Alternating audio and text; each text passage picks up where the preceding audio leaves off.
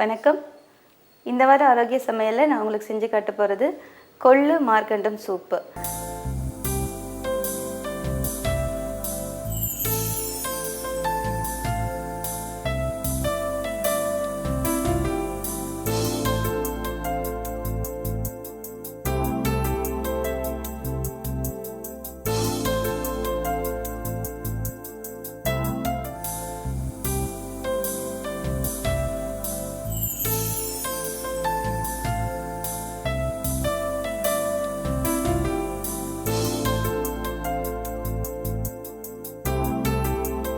மார்க்கண்ட எலும்புங்கிறது வந்து ஆட்டோட chest portion. ஆக்சுவலாக அது வந்து பார்த்திங்கன்னா எலும்பு ரொம்ப தின்னாக இருக்கும். அதே மாதிரி அதில் வந்து மட்டனும் அதிகமாக இருக்காது உங்களுக்கு. அதனால் அதில் கொழுப்பு வந்து நம்ம உடம்புக்கு நல்லது தான். ப்ளஸ் வந்து அந்த எலும்பில் இருக்கிற கால்சியம், அந்த ஃபேட்டு, ப்ரோட்டீன் எல்லாமே வந்து நம்ம உடம்புக்கு ரொம்ப தேவையானது. அதனால் வந்து முழுசாக மட்டன் வந்து நம்ம மேக்ஸிமம் அவாய்ட் பண்ணிவிடுவோம். அது மாதிரி ஃபுல்லாக அவாய்ட் பண்ணாமல் எப்போவாது இந்த மாதிரி வந்து எலும்பு மட்டும் யூஸ் பண்ணி சூப் பண்ணி சாப்பிடலாம். எப்படி பண்ணுறதுன்னு பார்க்கலாம். இப்போ வந்து இந்த மார்க்கண்ட எலும்பு வாங்கியிருக்கேன் நான். அதை வந்து நீங்கள் அதில் கொஞ்சம் இதில் வந்து அந்த மட்டனும் பீசஸும் இருக்குது. அதனால் வந்து நம்ம அந்த கொழுப்பை வச்சே வந்து இந்த ரெசிபி செஞ்சிடலாம். யூஸ்வலாக வந்து இதுக்கு 1 ஸ்பூன் எண்ணெய் யூஸ் பண்ணுவேன். அது கூட இல்லாமல் எப்படி இந்த சூப் பண்ணுறதுன்னு பார்க்கலாம். இந்த கழுவின மட்டனை வந்து இந்த எலும்பு வந்து நல்லா வதக்கிக்கணும்.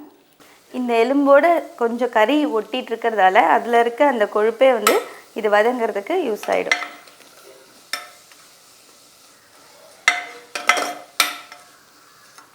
அந்த பிங்க் கலர் வந்து கொஞ்சம் கலர் மாறி ஒயிட் கலராக ஆகும். அது வரைக்கும் வதக்கணும். இப்போ இது பாருங்கள், இந்த பச்சை வாசனை போகிறதுக்கு தான் வதக்கினேன். இது நல்லா வதங்கிடுச்சு. இதோடு வந்து நான் பொடியை நறுக்கி வச்சுருக்கேன் வெங்காயத்தை சேர்க்குறேன்.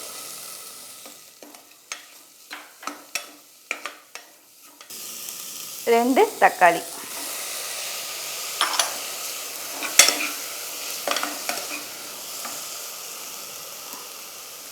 இஞ்சி பூண்டு விழுது,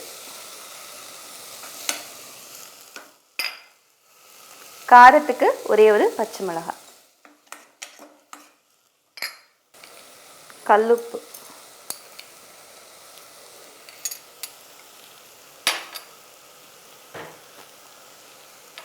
கொஞ்சம் மஞ்சப்பொடி.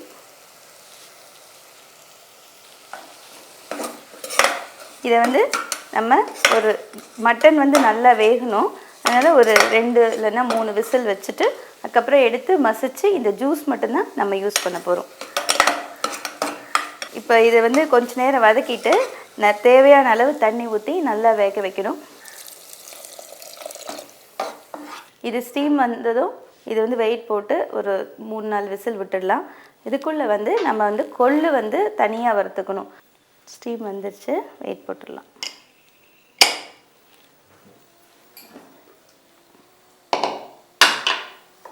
இது ரெடியாகிறதுக்குள்ளே நம்ம இந்த கொள்ளு வறுத்துக்கலாம். 50 கிராம் கொள்ளு இது வந்து இதுக்கு யூஸ் பண்ணுறேன். இது வந்து இதிலே நம்ம லேசாக வறுத்துக்கணும்.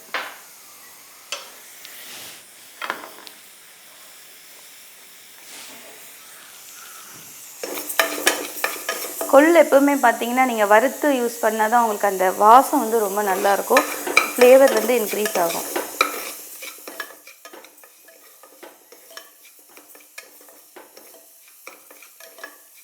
இது ஒரு கோல்டன் ப்ரௌன் கலரில் வந்துச்சு பாருங்கள். இப்போ வந்து இதில் தண்ணி ஊற்றி வேக வச்சிடலாம்.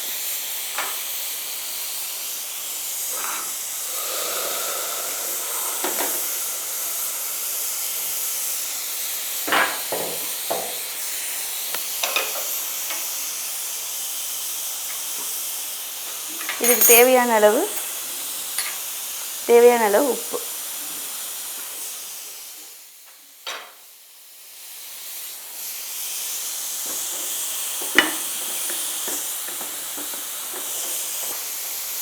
ஸ்டீம் வந்துச்சு. இந்த வெயிட் போட்டுட்டு கொள்ளும் கொஞ்சம் ஃபைபர் அதிகமாக இருக்கிறதால வேகிறதுக்கு நேரம் எடுக்கும். ஒரு 2 to 3 விசில்ஸ் வந்ததும் ஆஃப் பண்ணிவிட்டு அதை மசிச்சுட்டு இந்த சூப் எக்ஸ்ட்ராக்டோடு ஆட் பண்ணிக்கிறோம். கொள்ளு வெந்துருச்சு. இப்போ வந்து இந்த கொள்ளோட வந்து இந்த ஸ்டாக் வந்து நம்ம ஆட் பண்ண போகிறோம்.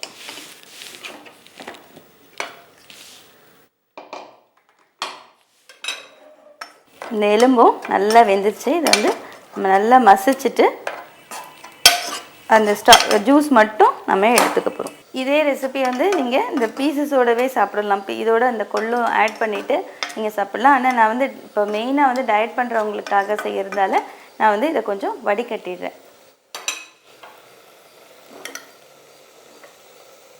இந்த கொள்ளோட இதை ஆட் பண்ணுறோம்.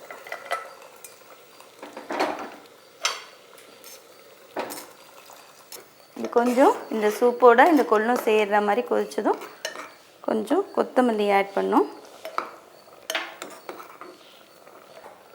ஆஃப் பண்ணிடலாம்.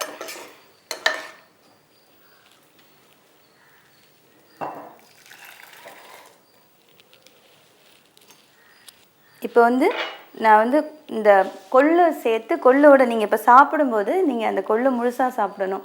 அப்போ தான் உங்களுக்கு வந்து எப்போவுமே பார்த்தீங்கன்னா நம்ம கொஞ்சம் ஹார்ட் ஷூ இருக்கணும். அதாவது மென்று சாப்பிட்றதுக்கு ஏதாவது வேணும் டயட் பண்ணும்போது.